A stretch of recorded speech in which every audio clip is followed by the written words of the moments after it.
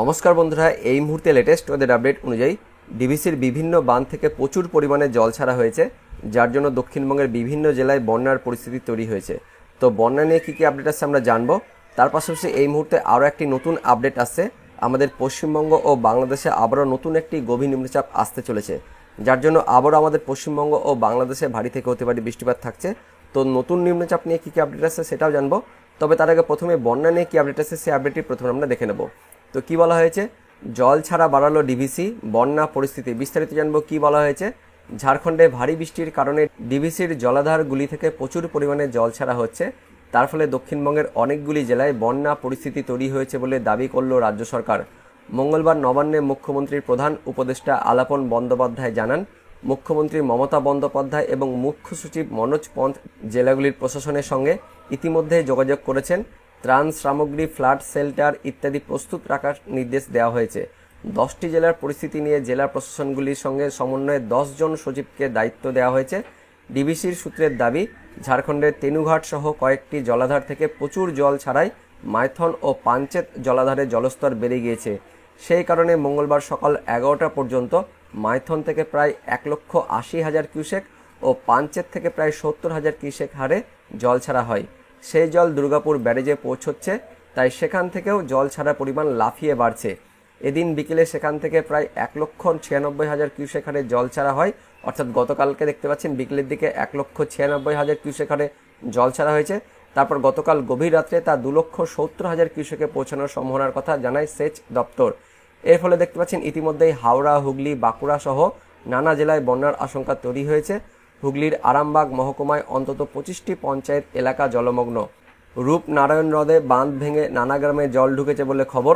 হাওড়ার উদয়নারায়ণপুর ও আমতা 2 ব্লকে বন্যা পরিস্থিতি তৈরি হয়েছে বলে প্রশাসন সূত্রে জানা গিয়েছে। এদিন আরামবাগে সেচ মন্ত্রী মানস ভূঁইয়ার অভিযোগ, একেবারে 2.5 লক্ষ কিউসেক জল ছাড়া কখনো কেউ শুনেছেন কি? বন্যা নিয়ন্ত্রণে গত কয়েক বছরে রাজ্যের জন্য 1 পয়সাও কেন্দ্রীয় বাজেটে ধরা হয়নি। তো এই মুহূর্তে যে আপডেট আসছে, রাজ্যের বিভিন্ন জেলায় বিশেষ করে হাওড়া, হুগলি, তার সঙ্গে পূর্ব বর্ধমান, বাঁকুড়া, পশ্চিম বর্ধমান, পশ্চিম মেদিনীপুর এই জেলাগুলিতে বন্যা কিন্তু তৈরি হয়েছে, বন্যার পরিস্থিতি তৈরি হয়েছে, ইতিমধ্যে কিন্তু বন্যা হয়েছে। তার পাশাপাশি কিছুটা বীরভূম, মুর্শিদাবাদেও কিছু কিছু এলাকা জলমগ্ন হয়েছে। বেশি প্রভাব কিন্তু এই মুহূর্তে যেটা আপডেট আসছে, হাওড়া, হুগলি, অর্থাৎ হাওড়া, তার সঙ্গে পূর্ব বর্ধমান, বাঁকুড়া, হুগলির আরামবাগ, পশ্চিম মেদিনীপুরের ঘাটাল, এই সমস্ত জায়গাগুলি ইতিমধ্যে জলায় তলায় কিন্তু চলে গেছে এবং বন্যা কিন্তু তৈরি হয়েছে সে সমস্ত এলাকাতে। তো আপনি এই ভিডিওটি কোন জেলা থেকে দেখছেন, সেই জেলার নাম এবং সেখানকার বন্যা পরিস্থিতি তৈরি হয়েছে কিনা অবশ্যই কমেন্টে জানিয়ে দেবেন। এবার দেখে নেব নতুন নিম্নচাপ নিয়ে কি আপডেট আসছে। তো অনস্ক্রিনে দেখতে পাচ্ছেন 22শে সেপ্টেম্বর ও 23শে সেপ্টেম্বর অর্থাৎ রবিবার ও সোমবার এই 2 দিনে কিন্তু নতুন একটি নিম্নচাপ আসছে। মায়ানমারের উপকূল থেকে কিন্তু একটা নতুন ঘূর্ণাবর্ত বা নিম্নচাপ পশ্চিমবঙ্গ ও বাংলাদেশের দিকে এগিয়ে আসছে। 22 তারিখ দেখতে পাচ্ছেন সকাল থেকে ভোর রাত থেকেই সেই ঘূর্ণাবর্ত বা নিম্নচাপটি সেটা হচ্ছে মায়ানমারে দেখতে পাচ্ছেন সিটোয়ে বন্দর থেকে সেটা আস্তে আস্তে চট্টগ্রামের দিকে এগোবে।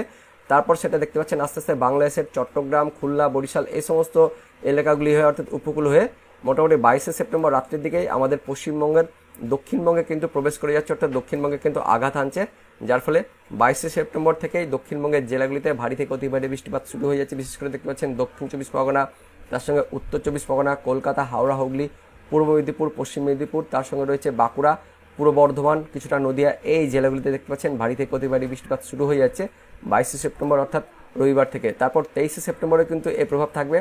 দেখতে পাচ্ছেন 22শে সেপ্টেম্বর রাতে থাকছে, তারপরে 23শে সেপ্টেম্বরের সকালের দিকে তার প্রভাবটা কিন্তু থাকছে, সামান্য হালকা পশ্চিমের জেলাগুলিতে থাকছে। তবে মেনলি যেটা আপডেট আসছে এই মুহূর্তে, যেটা লেটেস্ট আপডেট আসছে যে 22শে সেপ্টেম্বর থেকে কিন্তু দক্ষিণবঙ্গে বিশেষ করে প্রথমে বাংলাদেশের খুলনা, বরিশালে আঘাত আনছে, তারপর সেটা কিন্তু আস্তে আস্তে আমাদের পশ্চিমবঙ্গের দক্ষিণবঙ্গের জেলাগুলির উপরে আসছে। তো একদিন অর্থাৎ 22শে সেপ্টেম্বরে কিন্তু এই ঘূর্ণাবর্ত বা নিম্নচাপের কিন্তু ব্যাপক প্রভাব পড়তে চলেছে আমাদের পশ্চিমবঙ্গের দক্ষিণবঙ্গ, তার পাশাপাশি দক্ষিণ বাংলাদেশের বিভাগগুলিতে। তো এই নিম্নচাপ নিয়ে পরবর্তীকালে লেটেস্ট আপডেট এলে অবশ্যই আপনাদের জানবো। আপাতত যেটা আপডেট আসছে দেখতে পাচ্ছেন 22শে সেপ্টেম্বরে কিন্তু এই নিম্নচাপের প্রভাবে আমাদের পশ্চিমবঙ্গের দক্ষিণবঙ্গ আর দক্ষিণ বাংলাদেশের জেলায় জেলায় ভারী বৃষ্টিপাত থাকছে। তো বন্ধুরা, এটাই ছিল এই মুহূর্তে আলিপুর আবহাওয়া দপ্তর থেকে পাওয়া লেটেস্ট ওদের আপডেট। তো ভিডিওটি ইনফরমেটিভ হয়ে থাকলে বা ভালো লেগে থাকলে একটা লাইক করবেন, অনেক অনেক শেয়ার করে দেবেন। তো দেখা হচ্ছে পরবর্তী লেটেস্ট ওদের আপডেট নিয়ে, ততক্ষণের জন্য বন্দে মাতরম, জয় হিন্দ।